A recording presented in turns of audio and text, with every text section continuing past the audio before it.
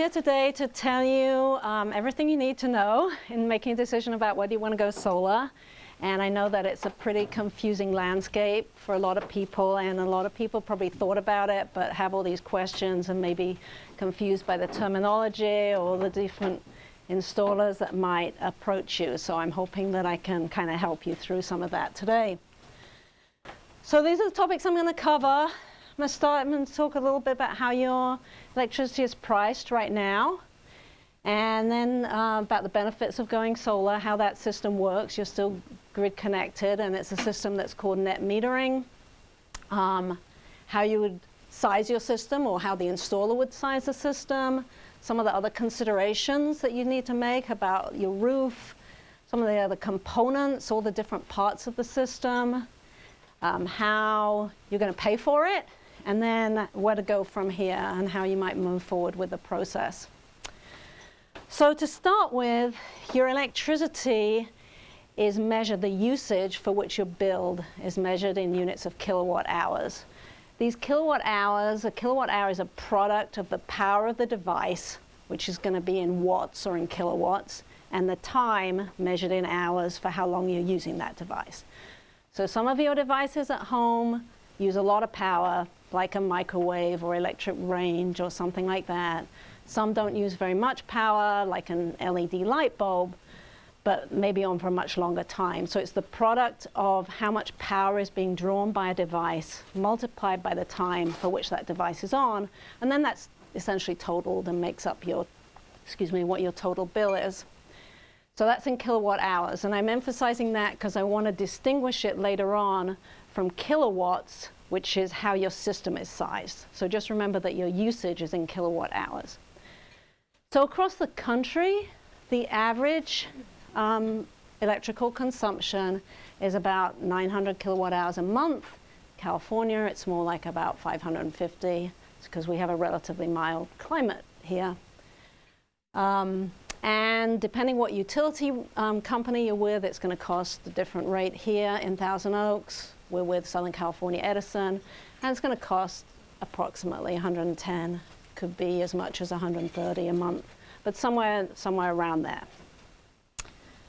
So this is how it's actually priced on an individual residential basis for your household. And they just changed the tier system beginning on January 1st this year. So this is the system we're with right now. It's in 3 tiers. So tier 1, you're charged at 16 cents a kilowatt hour. And they give you a certain allowance at that base rate. The allowance varies from winter to summer. So in winter, that allowance is for the first 318 kilowatt hours. And in summer, it's for the first 414. Then you move on to a tier 2 rate, which you can see is substantially higher. So once people hit tier 2 at 25 cents a kilowatt hour, then your bill starts to rise quite a lot. And so it's a very nonlinear relationship between your usage and your charge. And that's something that sometimes catches people out.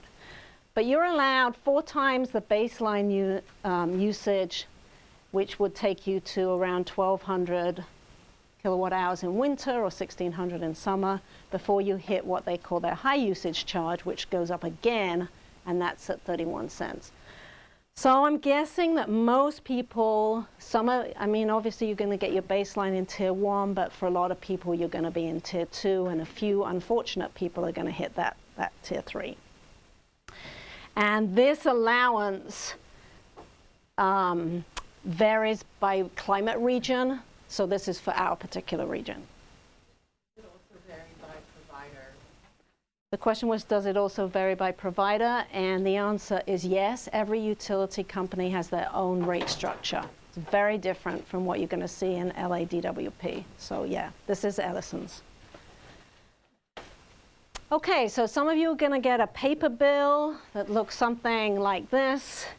If you're lucky, like me, you have a very low usage. Some people are going to have something that's 5 times what this is. But this is basically how you would evaluate what your average monthly usage is. If you just wanted to compare to those averages and those tier rates, is somewhere on the bill they're going to have an average daily average use. And you just take that number and multiply it by 30.5, and that's going to give you, that's the average over the year. That's how you're going to get your average usage. So mine is only about half of what the California average is. It's only about $280 a month. Many of you, if you have a pool, you run a pool pump. If you run air conditioning, something like that, it could be closer to $1,000 a month. So that's how you can find that number. Yeah. So why go solar? There's 3 primary reasons. Some people are really interested in the environmental benefits. Most people are very interested in the financial benefits.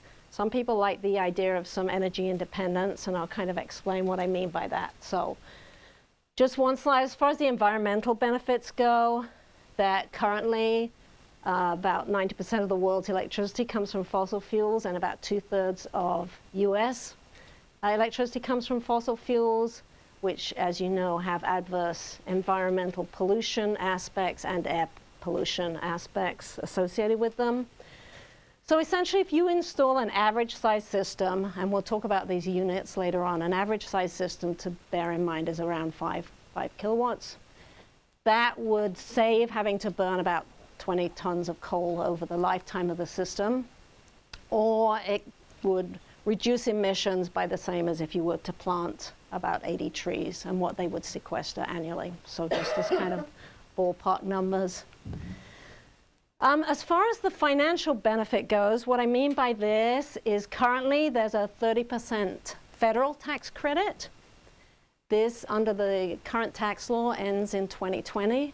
Of course, we have no idea what's going to happen after this year, so this is certainly in force for 2016, and it's supposed to run until 2020, but that can always be repealed. So this is how it is right now. That makes obviously a huge difference, a 30% credit. This isn't a tax deduction, this is a credit, this is cash back.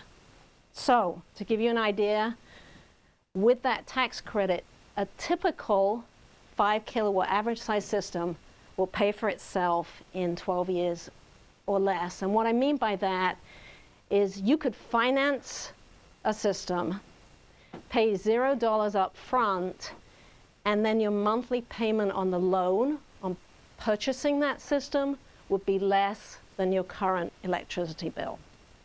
And those typical solar loans are 12 years, though there are other ways, obviously, of financing. You could do a refi of your house, for example.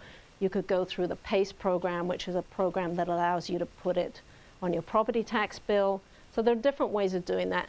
But if you took out a solar loan, for example, they're typically 12 years, and your monthly payment on the loan would be the same, less than what your current electricity bill. And then after 12 years, the other 13 years for which the solar panel's life is guaranteed, they're generally guaranteed for 25 years, your electricity would be free.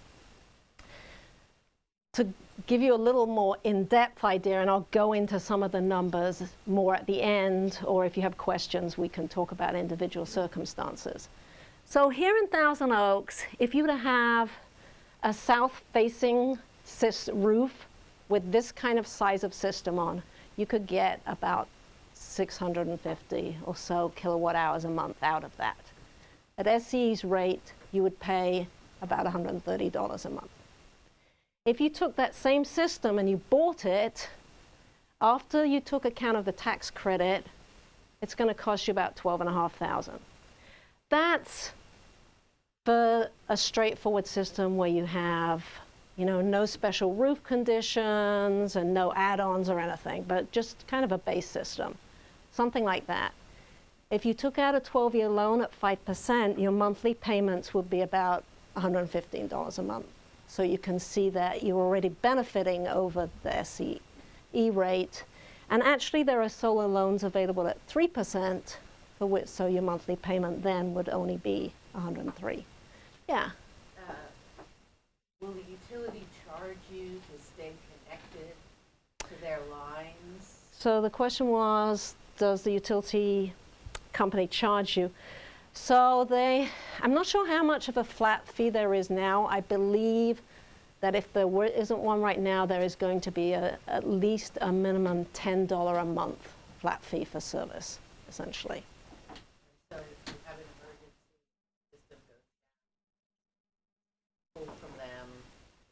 Oh, you're going to be grid connected, so I'll get to that, how the system works. Okay, so these calculations obviously take some assumptions into account, and as I said, I can talk later about individual circumstances, but just to give you a rough idea of what I mean by financial benefit. What I mean by energy independence is, okay, you're still going to be grid connected, so you're not going to have independence from everything that happens on the grid. And in fact, if the grid goes down, your system is going to go down too, because your system can't be generating electricity and putting it back on the grid when there may be Edison workers on the lines that then may be live, and so there's that risk. So essentially, when the grid goes down, your system is off too. And the only way that you could capture that electricity then would be if you had a battery system installed too, which I can talk a little bit about later. Most people, it doesn't really pay currently, but that may change in the future. So most people don't have a battery backup. So yeah, you're not independent in that sense. You're not off the grid. And you don't want to be off the grid because generally you're going to be generating electricity when you're not necessarily home, right? It's generated in the middle of the day, and then you want to use electricity at night. So essentially, you're connected to the grid, and they're banking that electricity for you. So I'll talk about that. Yeah, that was a question. There are a couple of systems that where you can isolate them from the grid and allow you some kind of emergency power. There's a couple of systems. It's not that common, but you could.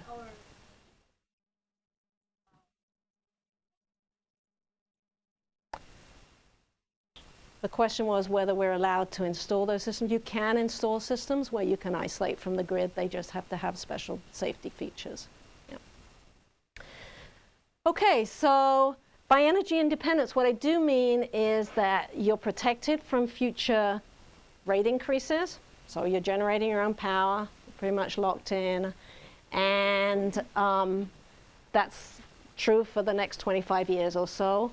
And the panels are going to come with a warranty. Typical warranty is a 25-year warranty, which means that they will guarantee that after 25 years, the panels are still performing at least 80% of what they were when they were new. So it doesn't guarantee that the production's going to be constant for 25 years, but it will be guaranteed to at least produce 80% of what it was doing initially. So there is some degradation. The average degradation is between 0.5% and 1% per year of what they produce. Okay, so this is how solar systems work. They're on a system, it's called net metering. They also use the acronym NEM, N-E-M, NEM, for net metering. The way that it works is the solar panel on your roof will receive, the sun's energy and convert that sunlight to electricity in the form of DC current, direct current. Your home uses AC, the grid uses AC, alternating current. So you need something called an inverter. An inverter converts that electricity from DC to AC so that it's the right type of electricity to be used in the home or to go back onto the grid. Your home then pulls the electricity that you're using at that current time, and any excess that you're generating and not using, for example, if you're generating in the day and nobody's home, gets fed back onto the grid to Edison. And Edison still manages that grid and maintains the flow of electricity back and forth to your home as you need it. So the way that the electricity is credited is essentially it's spinning the meter backward, and you can actually see the meter spin backwards. You're actually crediting. It's like a piggy bank. It's like a savings. It goes back on the grid, and they will record the number of kilowatt hours that you're generating. And down the road, either, for example, at night when your solar panels are not generating anything, then you'll be able to use that banked electricity. And then after a year, they'll settle up with you. So if you've used more than you generated over a year, they'll bill you for the excess that you used. And if you've generated more than you used after a year, they'll pay you for the excess. The issue is that what they'll pay you for the excess is very, very small amount. And that's because they will only pay you as a wholesaler, not at the retail value of electricity. So they're going to pay you cents per kilowatt hour, not 16 cents. I don't know what the rate is. It varies day to day, but it's a small amount. So it doesn't pay you to put in a solar system that's larger, that's going to generate more electricity than you're going to use.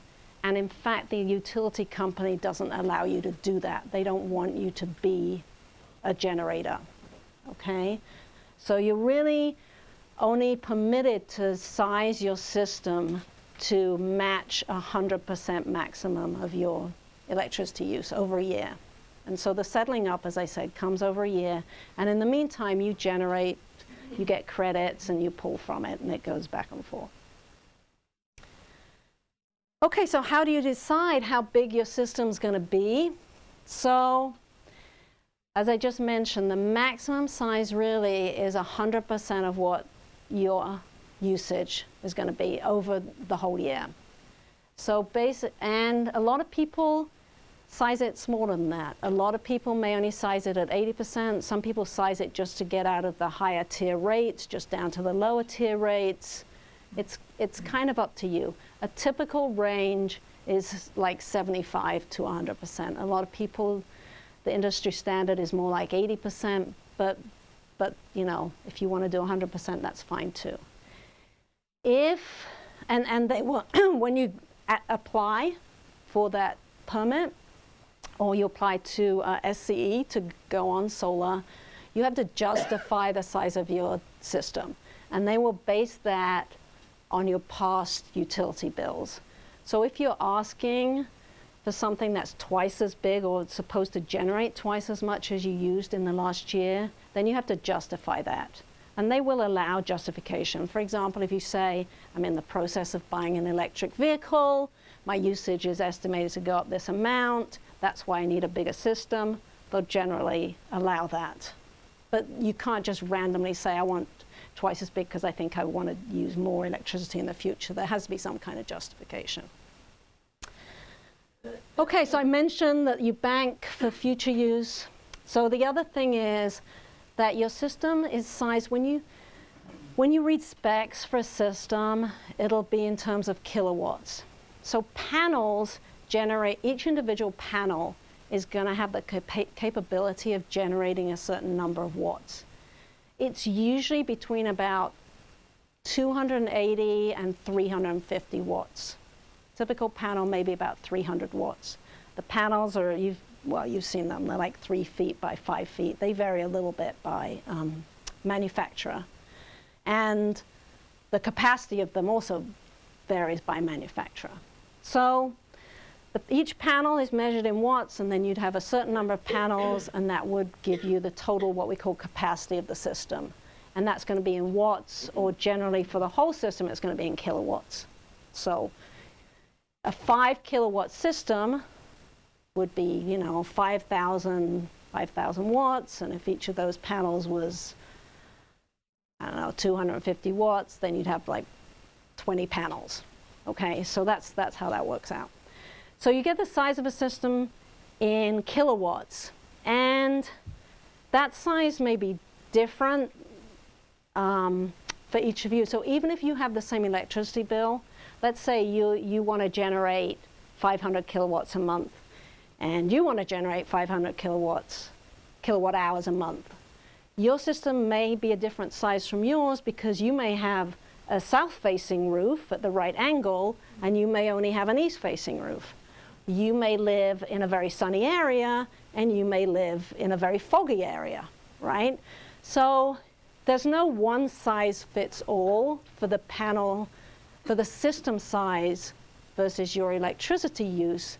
And that's why they can't specify this is your size in terms of kilowatt hours. They have to specify in terms of how many panels you're going to need, because your location and your roof type and the angle and all those things are going to have a side effect, okay? And the weather in your particular area. So when you go to get a system size, they'll look at your usage for the year, and then they'll look at your house, your roof orientation, where you could actually put the panels, where you live, what the weather's like in that area, and how much of your electricity bill that you want to offset.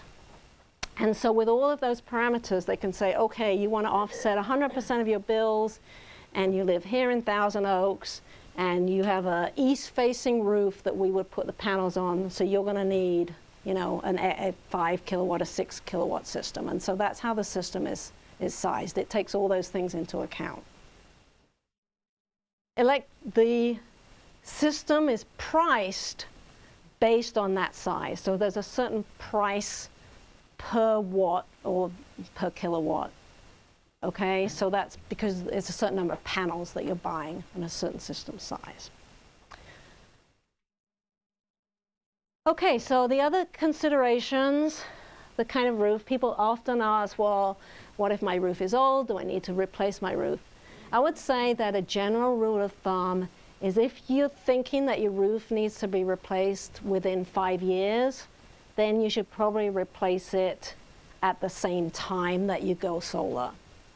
If your roof is going to last more than 5 years, then if you put solar on it and you later need to replace the roof, you have to pay generally $500 to $1,000 to have someone come in, take all the panels off the roof. Then the roofer would come in and re-roof, and then you'd have that same installer come and put them back. Generally, that task is done by a solar installer, and certainly you can use the same installer to do that as you used, you know, to put your panels on in the first place. So yeah, if you have to replace the roof, the panels have to come off and then go back on. Otherwise, you can do it up front. One interesting thing is that if you want to replace your roof now, you should do it at the same time as going solar, because you can get that federal tax credit, the 30% tax credit, on the part of the roof that you replace also. So let's say you have a roof that has, you know, two opposite slopes, and you're going to put the panels all on this side. You could get the federal tax credit, the 30% tax credit, on that half of the roof, not on the other half, but on that whole half of the roof.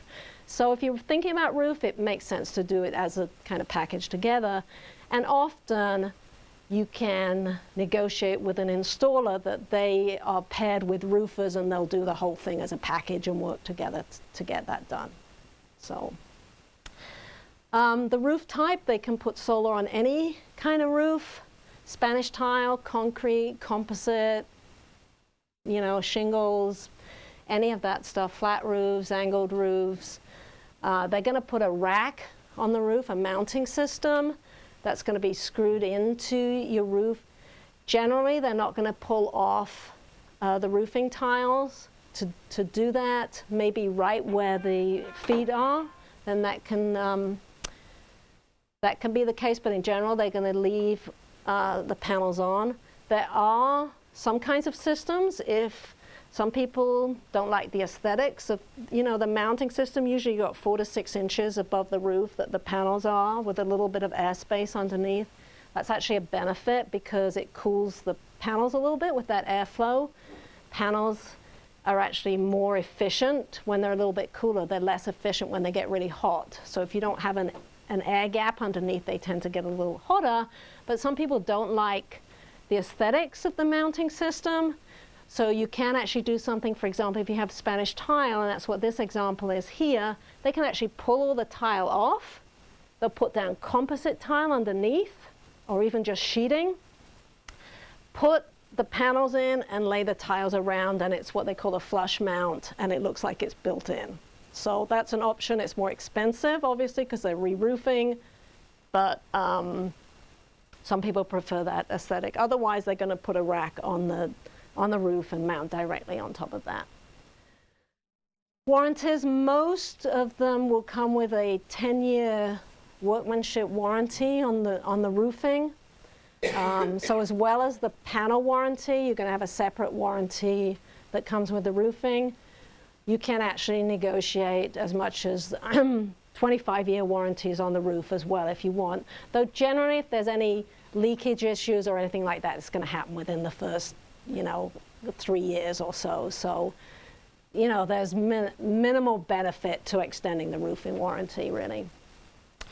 Shading issues, yeah, you do have to place the panels where they're going to have a minimal amount of shading. So if you have large trees, if they cast shadow over your roof, you're going to try and avoid those areas with the placement of the panels, and the installer should be able to do that.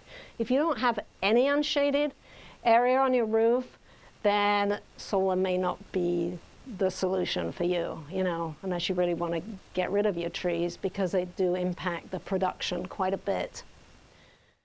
The tilt and orientation, best orientation is south facing, next best would be would be west, then east, etc. In fact, they're shifting more to being kind of southwest because of the way that the rate structure is shifting.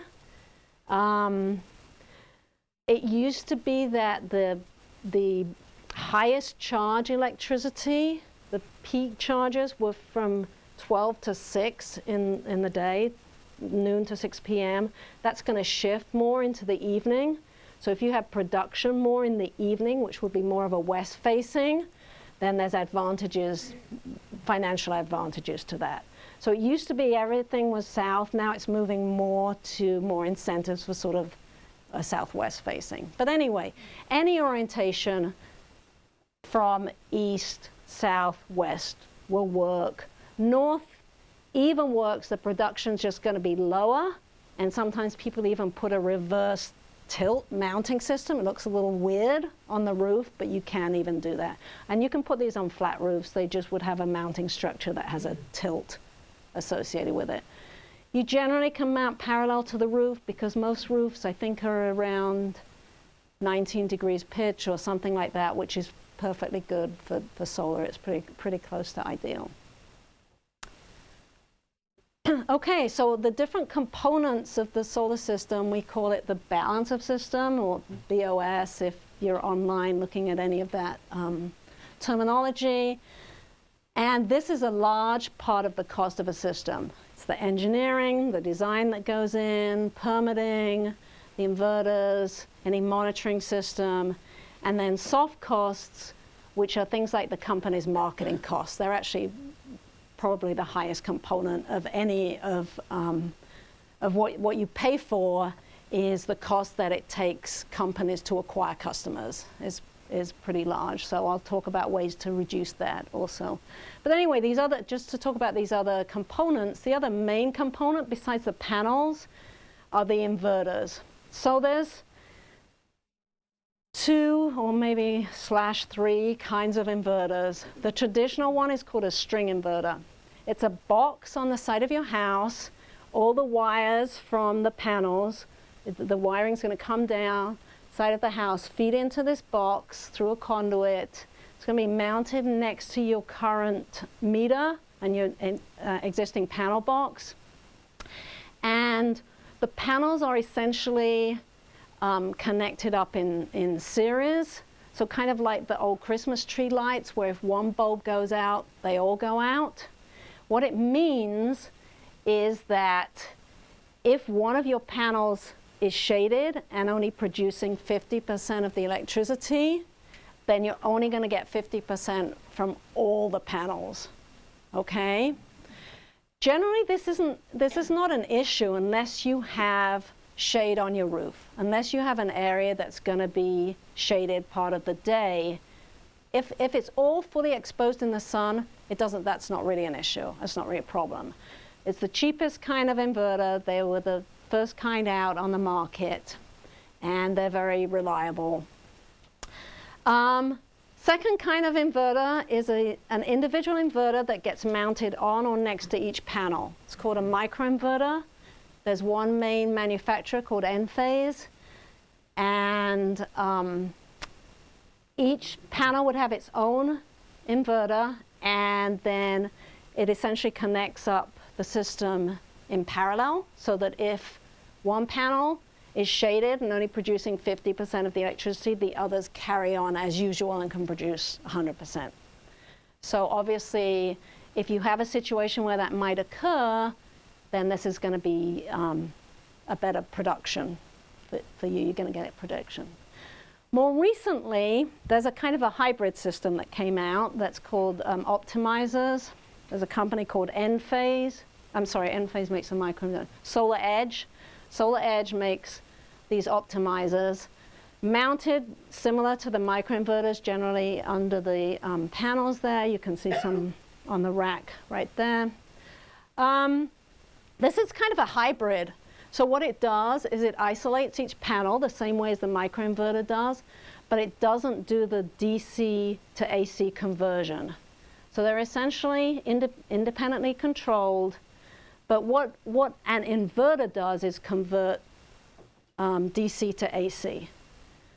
What the optimizer does, it doesn't do that, but it allows you to individually control and monitor each panel, and then they all feed into a string inverter at the end that actually does the DC to AC conversion. Price-wise, that comes somewhere between these other two, has the benefits of the microinverters.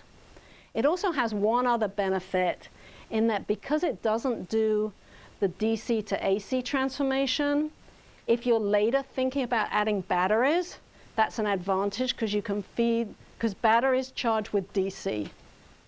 So you can go from the optimizer straight into a battery, and you're not going through a microinverter, which is going AC to DC and then DC to AC back. I mean, the other way around, DC to back up a bit. You're not, if you used a microinverter and a battery, then you'd be going DC to AC and then AC back to DC to go to the battery. So there's more efficiency in using an optimizer if at any point in the future you'd want to go to batteries. Other than that, if you have a really straightforward system that's exposed full sun, the string inverter is your cheapest option.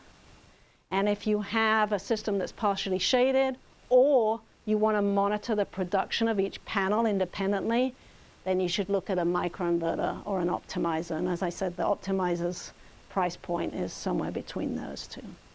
You have a question? Yeah.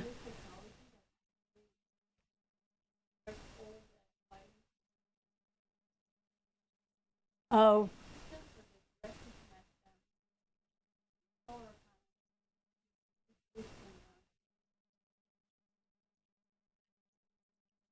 Right. Okay.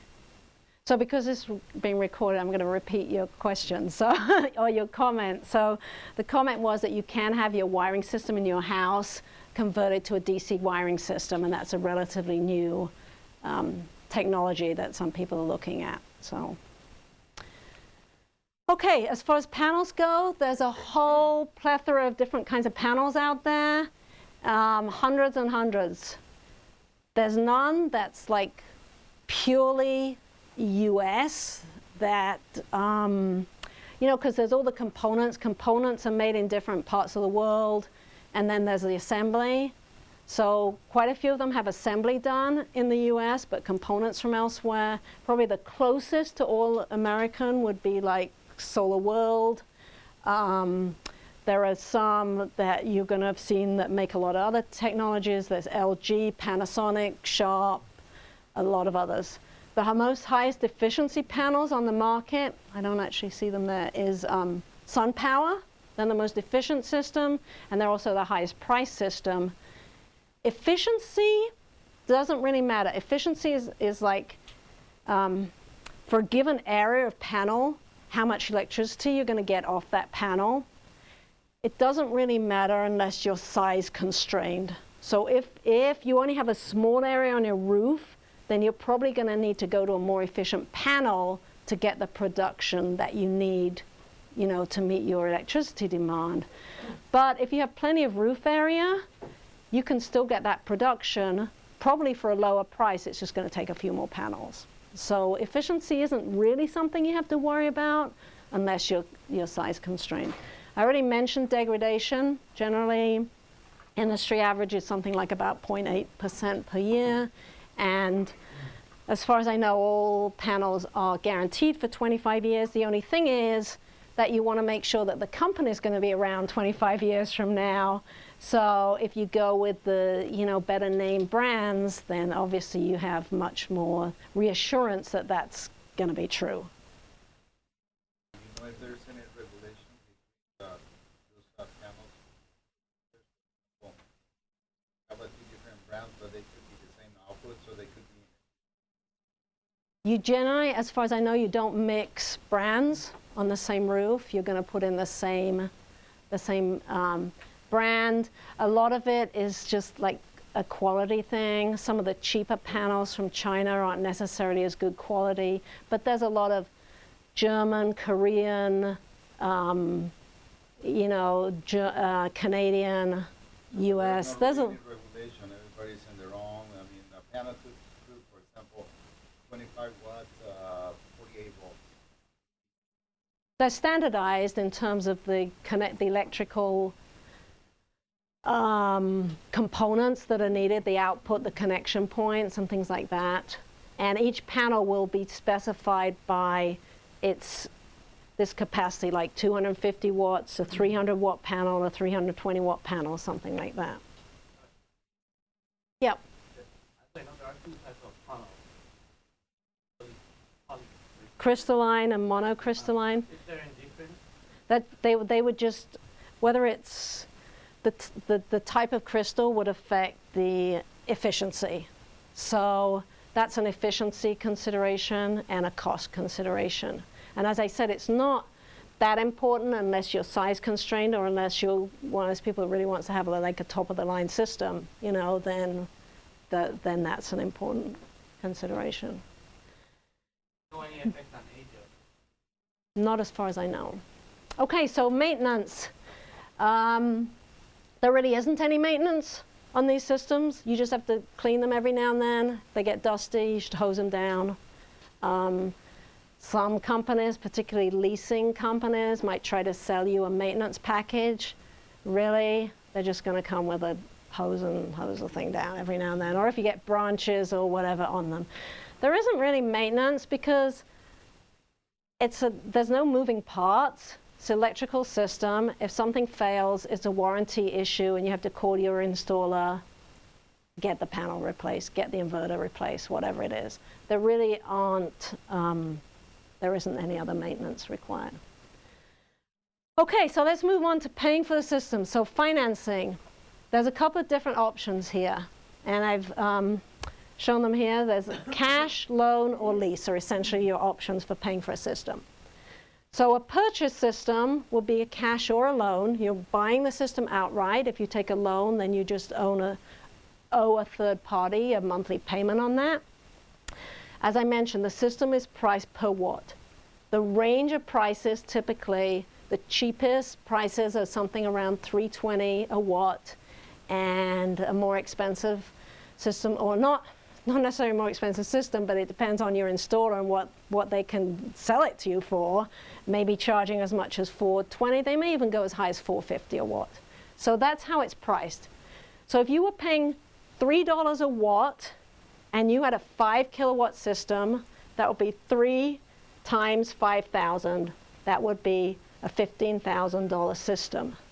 Okay? That's before tax credit.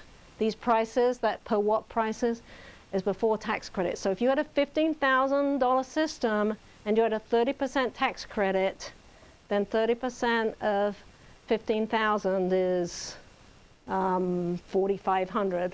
You would deduct that off the price. Okay, so that's how they're priced. So, here's an example anyway. A 5 kilowatt system at $4 a watt would cost $20,000 before tax credit, or $14,000 after tax credit. So if you take a loan on the system, you have to borrow the money to buy the entire system. And then if it's a solar specific loan, when you get your tax credit back the next year, most of those solar loans will let you just pay that off, and then essentially like a kind of a refi at like a lower total amount. So you'll only pay interest on the balance once you've paid off that tax credit. So you would have to finance the whole thing. The other thing about the tax credit is if you don't pay enough tax to take advantage of the tax credit in 1 year, you're actually allowed to spread the tax credit over, I believe it's 3 years. It may actually be 5, I believe it's 3, but you can spread the tax credit over multiple years in the future.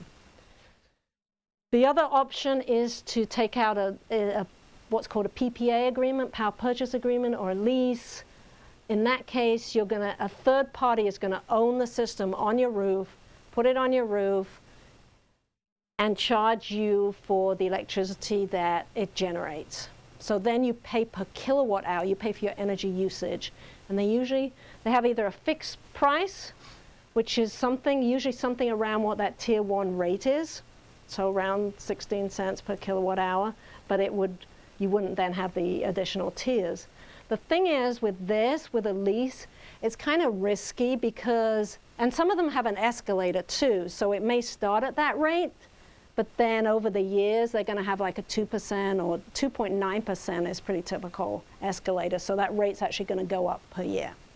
So you have to watch out for that because a lease is generally 20 years, and you want to read the contract very carefully, because if you try to get out of a 20-year lease early, you want to see what your fees are going to be, because that's where people really feel like they've been unfairly treated. And also, if you sell your property, those panels have to go with the property. So the new owner has to buy into that lease, and there's difficulties with that. Firstly, the rate may be too high that it's not even favorable for them anymore. And secondly, they may not even be qualified to take over the lease because the credit scores for getting the lease are going to be different from the credit scores for buying the house. So you have to be very careful going into a lease agreement. And if you look at the numbers, the payoff numbers, you're actually much better off owning the system, even if you take out a loan to purchase the system. What happens to your loan when you sell it? You pay it off with whatever. So whatever you owe on it, you just pay it off, right? With the balance, whatever revenue you take for your house, just like you're going to have to pay off your mortgage and buy out of that, you pay off your solar at the same time. And so it's not really necessarily a cost, because the value of the house, generally they found that the value of the house is at least the same as the cost of your solar in the first place. Because after all, then you're selling a house to somebody who's never going to have to pay for electricity, or at least the remaining 20 years or whatever. They've got free electricity, so it's not necessarily a bad investment at all, even looking at the property value. Okay, so the only reason that I personally would really recommend a lease is if you can't take advantage of the tax credit for some reason, then you might look at a leasing system. Or if you can't as I say, no income or not paying any tax credit. Okay, I'm going to try and wind up. So here's an example from Edison. There's some different places that you can go to get these kinds of analysis. This one is from a site by, Pick My Solar, which is a bidding site that you can go on, and I'll explain a little bit about that later on. But basically, they can easily do projections for you. You can just do them online. You can go in, you can put in your current electricity bill, you can put in how much you want to offset. It'll size your system, give you estimated production and estimated costs, right, just sitting there online in like 5 minutes, okay? So that's one place you can go to get those kinds of projections. So there's a couple of reasons that I believe this is the perfect time to go solar. So we don't know how long the federal tax credit's going to last, although it's in there till 2020 currently, but we're at least guaranteed this year. SCE is moving from one kind of net metering billing structure to another. It's called NEM 1 to NEM 2. What that means, and that's happening on July 1st. What that means is that currently, so it comes down to these fixed charges that the utility company is charging. Currently, there are things that are called non-bypassable charges. So it's fixed charges that the utility company has to pay. They come down to like nuclear decommissioning charges, Department of Water Resources bond.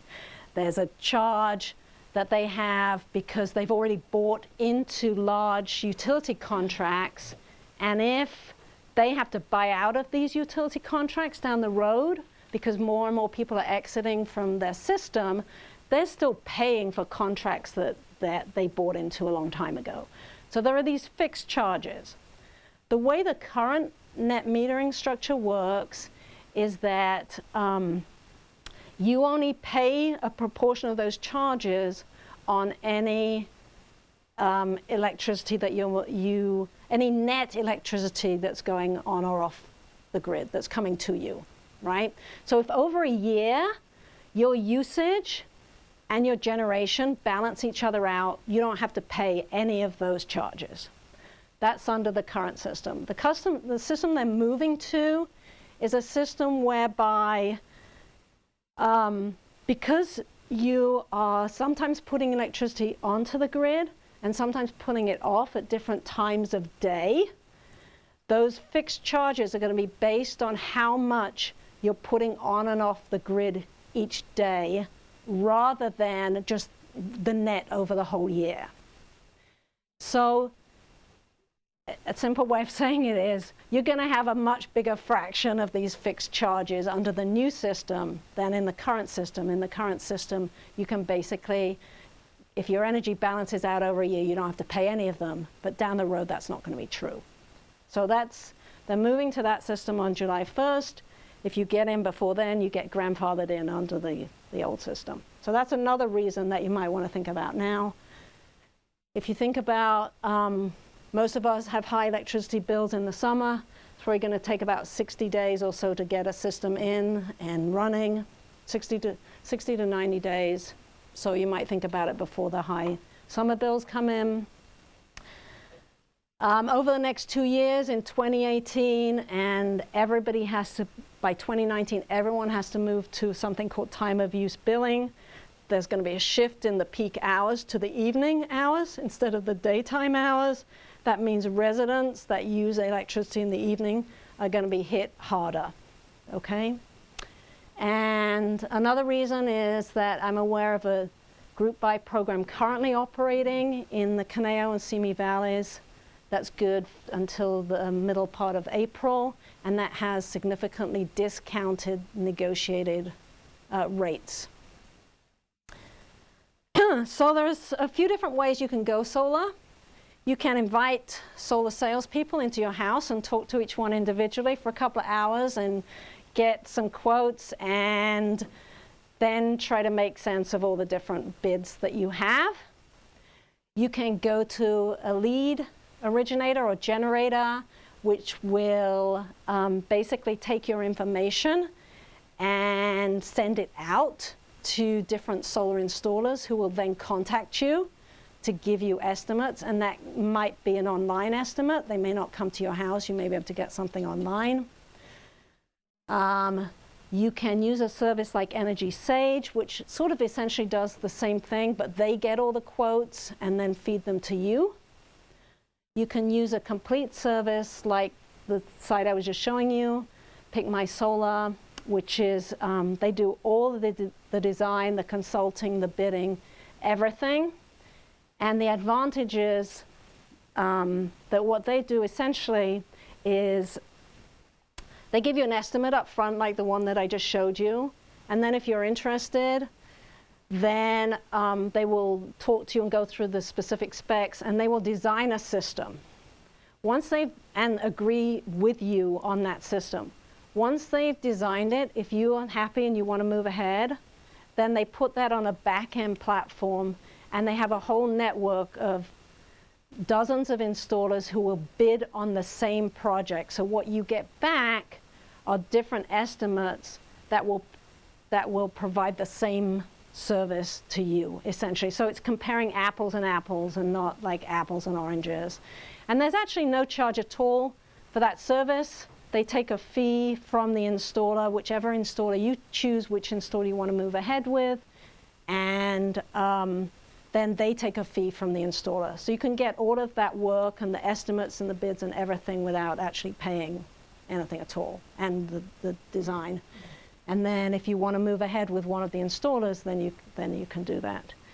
And then there's a group buy program that I'm going to hand out some information, and I'll have to talk more about later because I think we've kind of run out of time. This is what Project Sunroof looks like. You can go on the site. I'm not sure about the web address. If you Google Project Sunroof, you'll come up with something like this. You put in your address. They'll show you your house. You can get a really quick estimate of the size of system based on your electricity bill, much like the Pick My Solar. Then you can pick from their list of installers, and they'll send you quotes. So that's one way you can go. As I said, you can use the this site. This is actually the group buy from Pick My Solar, the one that's currently active. And this was what I did.